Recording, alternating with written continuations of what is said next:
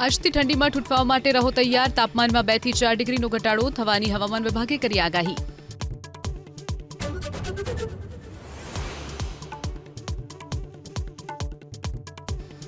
સ્થાનિક સ્વરાજની ચૂંટણી જંગમાં આજે ઉમેદવારોનું ચિત્ર થશે સ્પષ્ટ. ફોર્મ પરત ખેંચવાનો છે છેલ્લો દિવસ.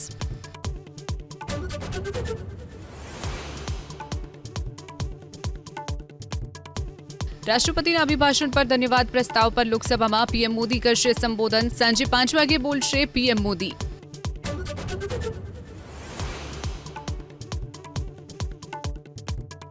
સીએમ યોગી આદિત્યનાથ આજે ફરી એકવાર જશે મહાકુંભ. પીએમ મોદીના કાર્યક્રમની તૈયારીની કરશે સમીક્ષા. પીએમ મોદીની મહાકુંભની મુલાકાત 5 ફેબ્રુઆરીએ છે પ્રસ્તાવિત.